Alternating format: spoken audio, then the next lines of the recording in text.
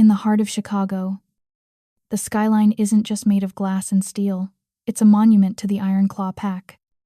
A multi-billion-dollar tech empire where the hierarchy isn't written in code, but in bloodlines. At the very top sit the elite's wolves in tailored Italian suits who prowl boardrooms like hunting grounds.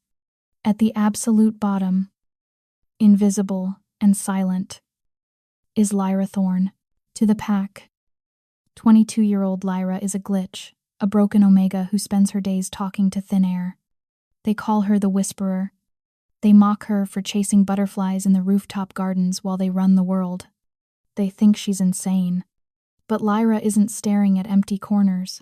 She's staring into the veil. She has the eyes of someone who has already lived a dozen lifetimes. Weary from carrying the secrets of the dead, tonight is the eve of the lunar merger. The most critical summit of the decade.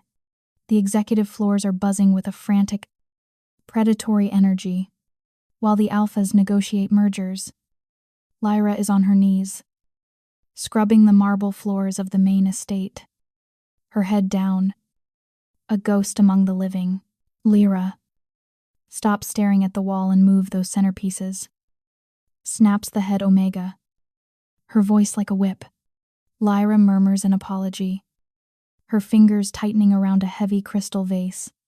She can't tell them she isn't staring at a wall. She is staring at the gray, flickering spirit of an old man standing directly behind the pack's CEO.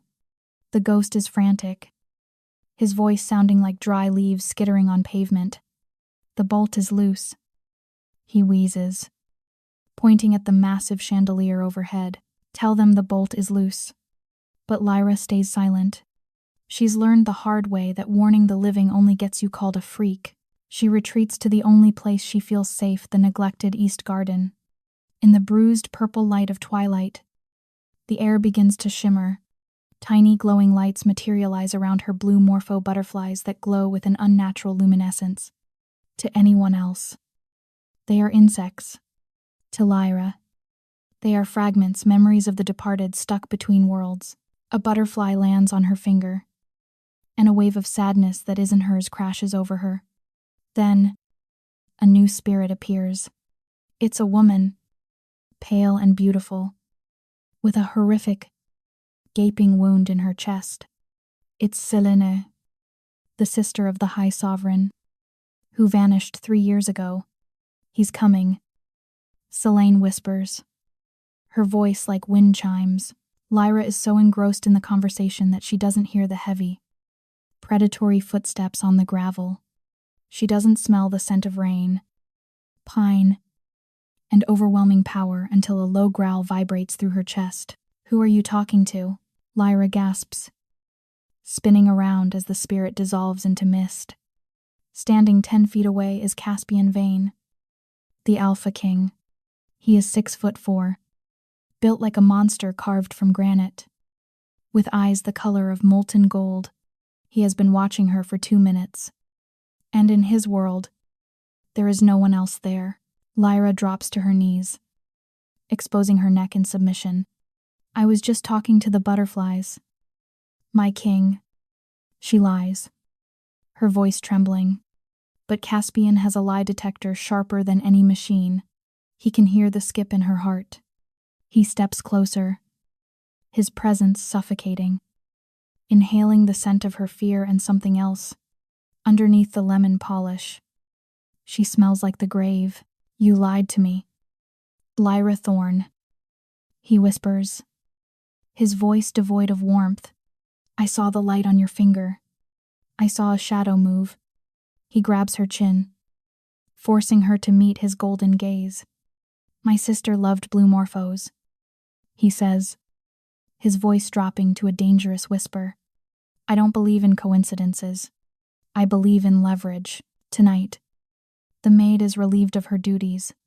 The king has found his whisperer, and the empire's darkest mystery is about to be unearthed.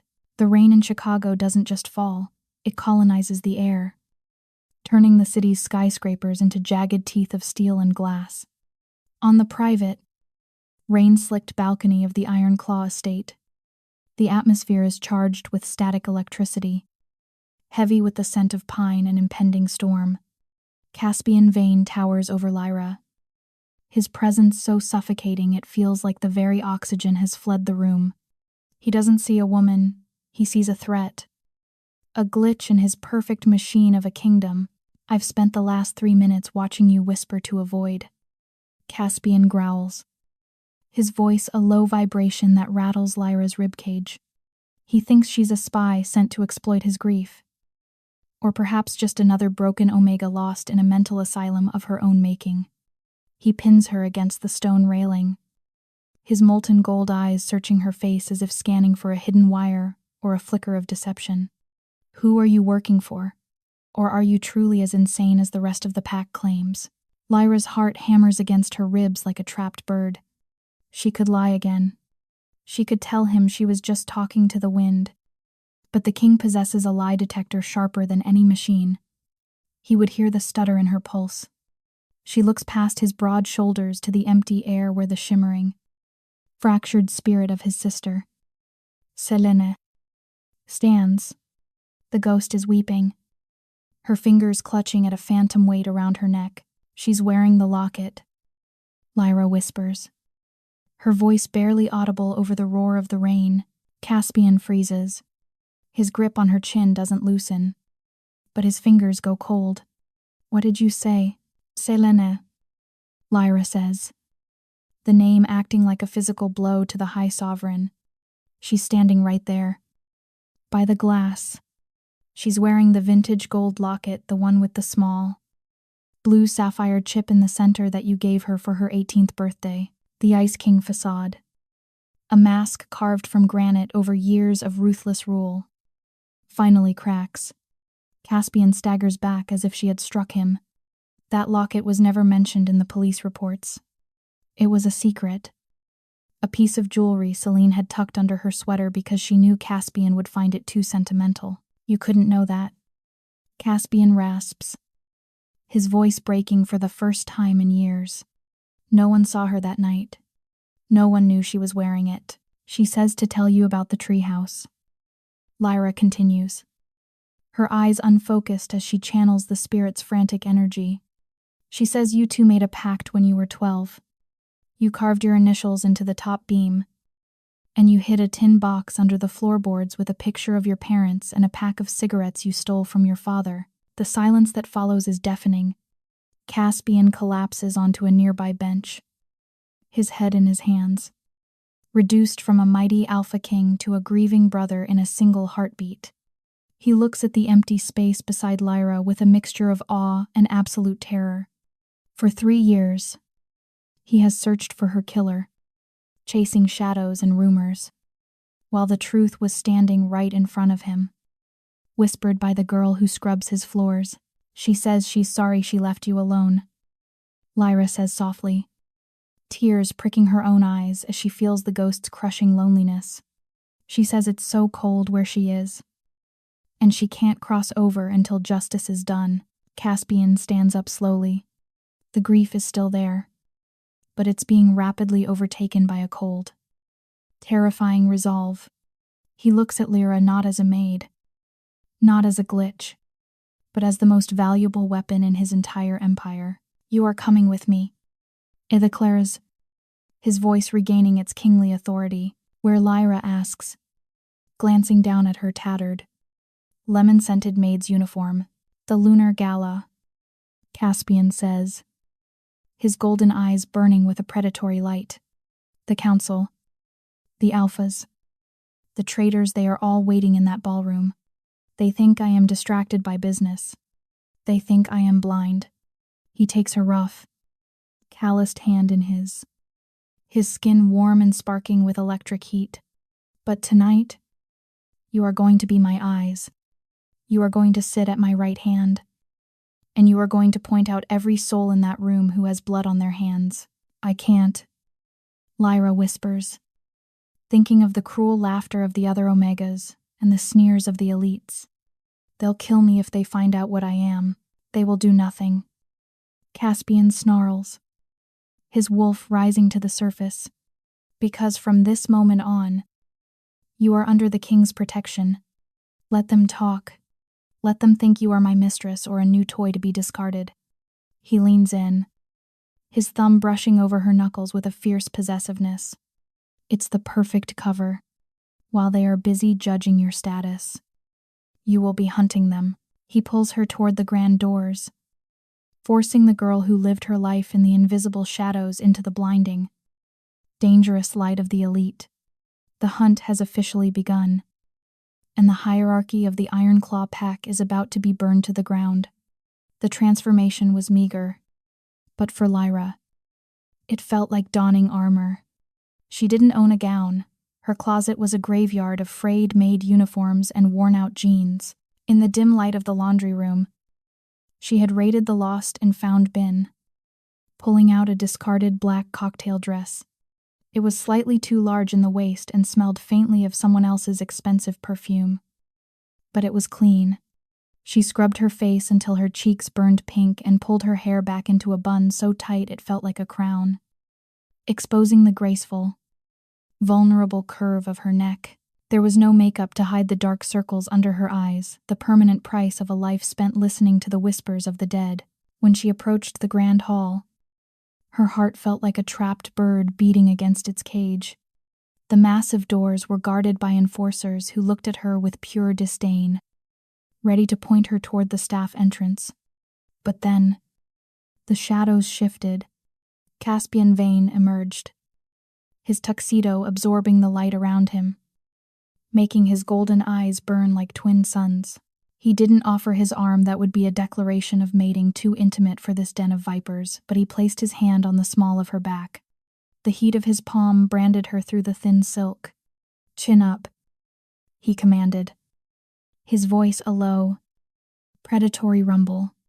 "If you look like prey, they will eat you." The doors swung open, and the chatter of the Iron Claw elite died instantly. It was a room filled with apex predators, CEOs, politicians, and alphas from neighboring territories, all gathered under crystal chandeliers that cast a deceptive, warm glow over tables laden with roasted meats and vintage wines. When Caspian walked in with the cleaning girl, the silence was deafening. He guided her to the head table, the seat of honor, while the pack's socialites looked on as if they were choking on their own rage. To them, she was a stain on the tablecloth, a joke played by a bored king. "Is this a joke?" my king, the host asked with a strained, ugly smile. "She scrubs the toilets." But Caspian didn't flinch as he unfolded his napkin with lethal precision. "Tonight, she is my guest," he said, his voice carrying the weight of a death warrant. "Unless you have an objection to my choice of company." The dinner was an exercise in torture. Lyra sat at Caspian's right hand, feeling 100 pairs of eyes burning holes into her skin while the elites discussed mergers, territory borders, and the rise of rogue attacks.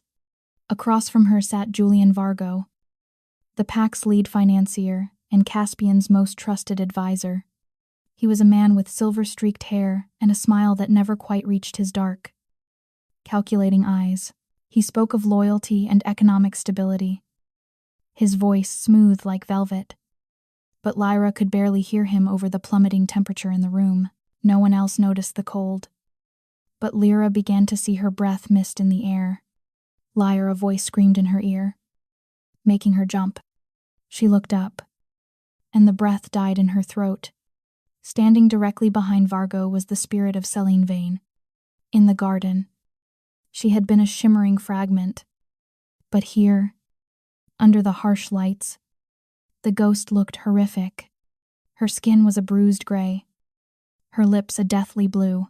Terrifying black veins were spreading from her mouth down her neck, the unmistakable mark of a soul taken by poison.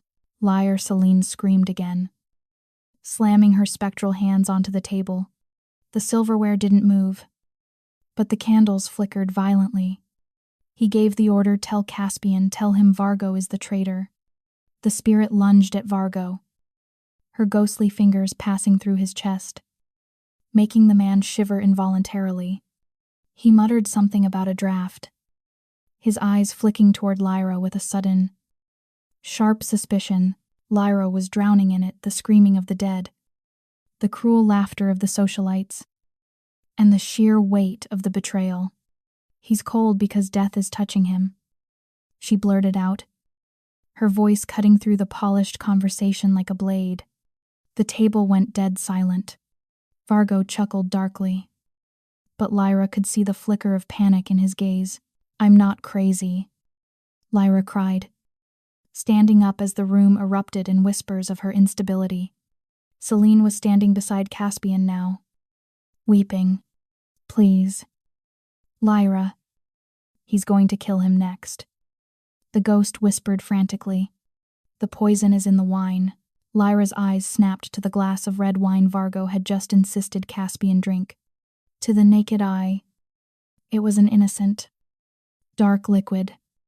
But through Lyra's spiritual sight, a faint, sickly green vapor was rising from the crystal.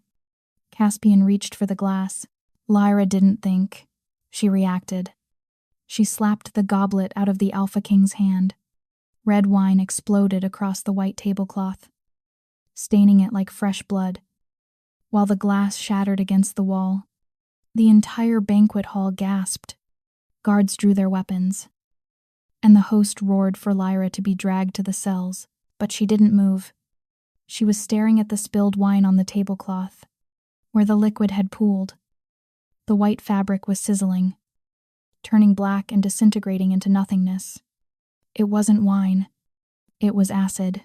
Caspian stood up slowly, his eyes fixed on the sizzling ruin of the table. He dipped a finger into the edge of the liquid and brought it to his nose. His face twisted into a mask of pure, unadulterated fury. "Wolfsbane concentrate," he whispered. Mixed with sulfuric acid, he turned his golden gaze toward the room. The predator finally loosed from its cage. Someone just tried to assassinate the king. He walked over to Lyra, ripping her from the guard's grip and pulling her flush against his chest, his arm wrapping around her waist in a protective iron hold. He looked down at her with a mixture of awe and terror. "You just saved my life," he rasped. Then, he looked directly at Vargo, who was already trying to slip toward the exit. Through the ghost's eyes, Lyra saw Vargo as he truly was, a murderer who had held the bottle, the man who had handed it to the server with a smile. "Lock the doors," Caspian boomed, his voice shaking the chandeliers. "No one leaves until I have the truth." The hunt had moved from the shadows of the garden to the center of the throne room, and the king's whisperer had just fired the first shot. The betrayal had been unmasked, and the hunt was no longer a silent game played in the shadows. Caspian gripped the steering wheel of his heavily armored SUV, his knuckles white as they sped down Route 9, a winding vein of asphalt cutting through the dense, suffocating Blackwood forest toward the city.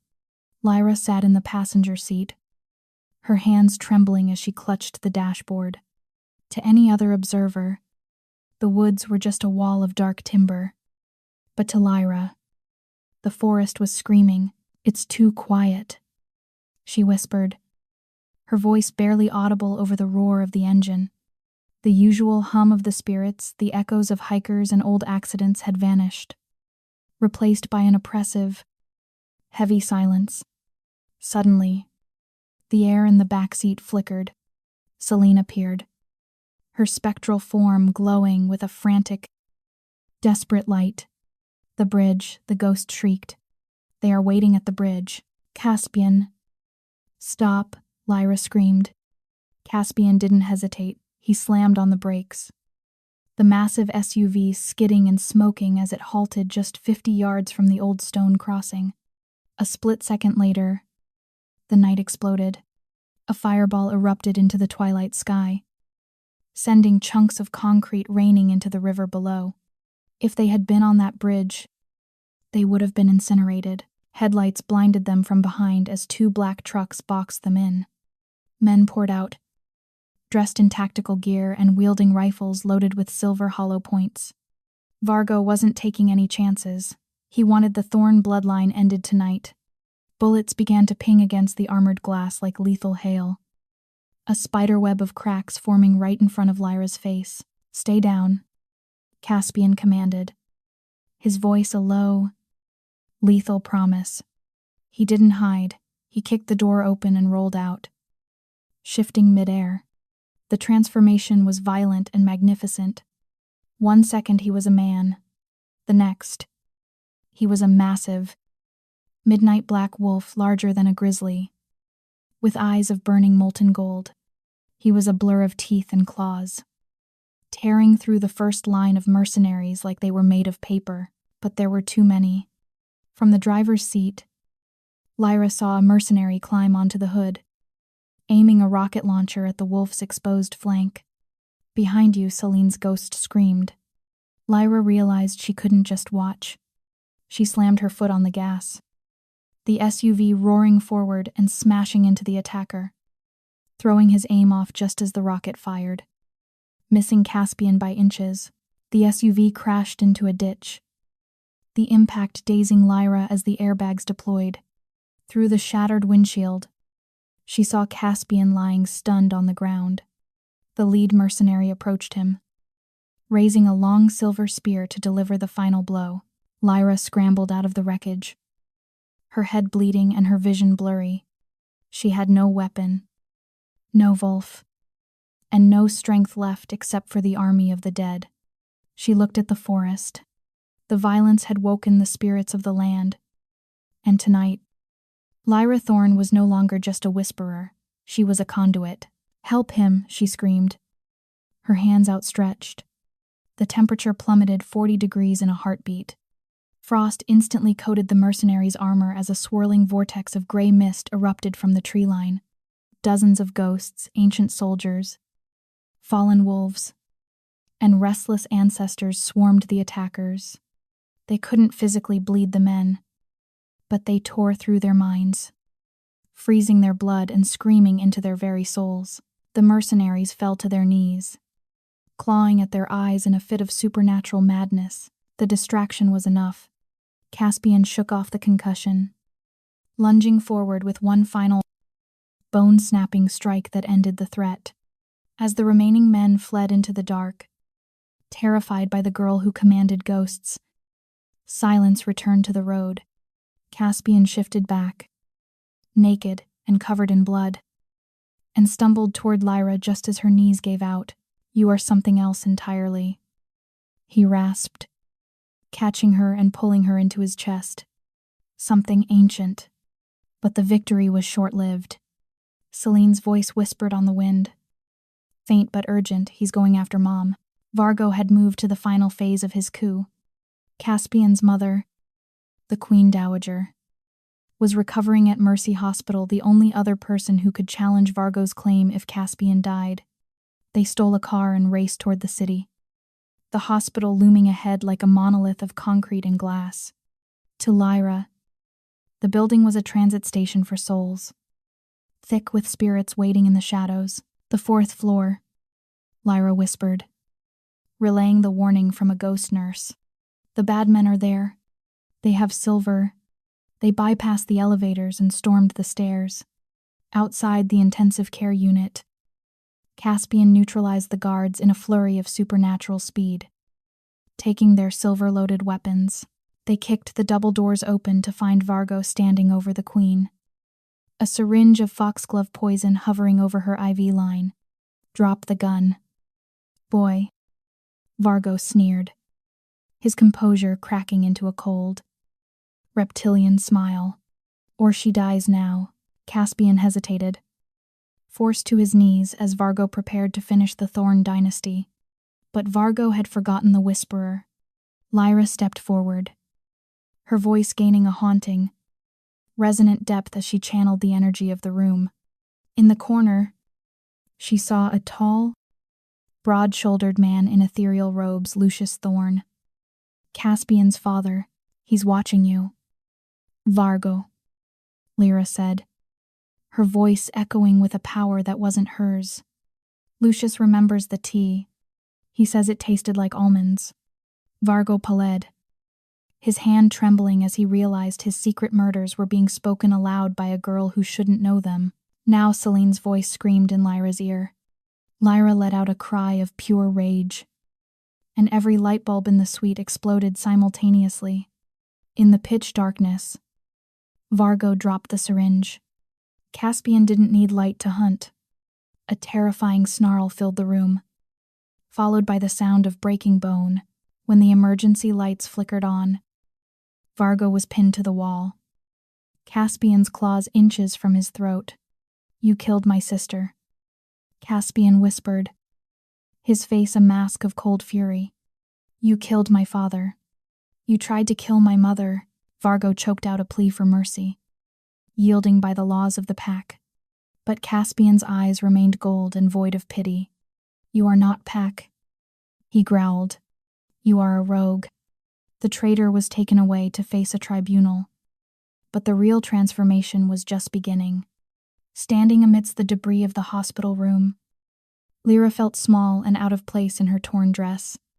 But as the elders and guards moved to remove the liability, Caspian did the unthinkable. He knelt before her, not in a garden, but in front of his entire court. "I spent my life thinking power was about strength," he said, his voice ringing with absolute authority. "I was wrong. You are my eyes. You are my shield." He took her calloused hands in his and claimed her as his mate, shattering the hierarchy of the Iron Claw pack forever. Beyond him, Lyra saw Selene and Lucius, no longer gray and wounded, but glowing with golden light. Selene mouthed a final thank you as blue morpho butterflies materialized from her fingertips, swirling through the air before she finally crossed the veil. The wolf had his whisperer, and the dead were finally at peace. The adrenaline that had fueled the night began to ebb, leaving Lyra feeling small and fragile in her torn, soot-stained dress, standing in the center of the hospital's VIP wing, surrounded by stern council elders and armored enforcers. She felt like a ghost herself, an out-of-place Omega amidst the apex predators of the Iron Claw pack. Elder Martha, a woman whose face was etched with traditionalist disdain, stepped over the debris of the battle, her eyes narrowing as she looked at Lyra. "Alpha Caspian," Martha said, her voice stiff and cold. "We must debrief immediately, and we need to remove this." "Civilian, this cleaning girl is a liability to our secure perimeter." In the past, Lyra would have lowered her head and apologized for existing, but the girl who had just commanded the spirits of the forest was gone. Caspian turned slowly, his golden eyes blazing with a heat that made the elder recoil. "A liability," he echoed, his voice a low, dangerous rumble that shook the room. "This woman is the reason you still have a king to serve." Martha, then, in a move that shattered centuries of pack tradition, the High Sovereign of the North did the unthinkable. Caspian Vane, the man who had never bowed to anyone, dropped to one knee before the girl in the tattered maid's uniform. A collective gasp rippled through the lobby. "Lyra Thorne," Caspian said, his voice ringing with absolute, unwavering authority. "I spent my life believing that power was only found in strength, in teeth, and in boardrooms. I was wrong. You walk in worlds I fear to tread. You are my eyes. You are my shield." He took her rough, calloused hands in his touch sparking with a heat that was no longer terrifying, but grounding. "I, Caspian Vane, offer you my life. I reject your rank as an Omega, and I claim you as my mate, my sovereign queen." Lyra felt tears spill over as she whispered, "Caspian, they will hate you for this." He smiled, then a rare, genuine expression of joy that transformed his granite features. "Let them," he replied. "I would rather be hated with you than loved without you." As he stood and pulled her into a searing, public kiss, the hierarchy of the Iron Claw pack was rewritten in the hearts of everyone watching.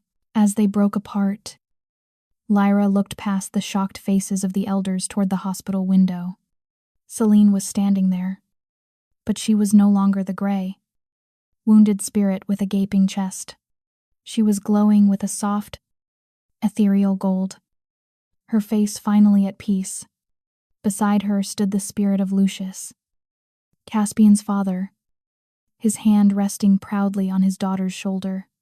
Celine mouthed a silent thank you before her form dissolved into a dozen glowing blue morpho butterflies. They swirled through the sterile hospital air, one landing softly on Caspian's shoulder, a sign he couldn't see, but one he clearly felt as he let out a long, shaky breath. Months later, the east garden of the estate had been transformed from a neglected patch of dirt into a sanctuary of emerald silk and blooming lavender. Lyra, now the Lunar Queen, sat on the stone bench where Caspian had first caught her whispering to the air. She had established the Veil Council, ensuring that the history and laws of the pack were guided by the truth of the ancestors. Caspian joined her, looking younger and lighter than he had in years. He wrapped an arm around her waist, pulling her close as the sun began to set over the Chicago skyline. "The guests are arriving for the summit," he murmured into her hair. "Are you ready?" "Always." Lyra smiled, but as they walked back toward the mansion, she paused, looking toward the dark tree line of the forest. Bargo was gone, and justice had been served. But she could feel it, the veil was opening further than ever before. New shadows were beginning to stir, and she could hear 1,000 new whispers on the wind, all calling her name, all asking for her help. The mystery of the Thorne bloodline was over, but for the wolf and his whisperer, the journey had only just begun. If you believe in fated mates and justice for the souls who have passed, please share your thoughts in the comments below. Don't forget to like, share, and subscribe to Moonfire Tales so you never miss the next dramatic story. Thank you for listening.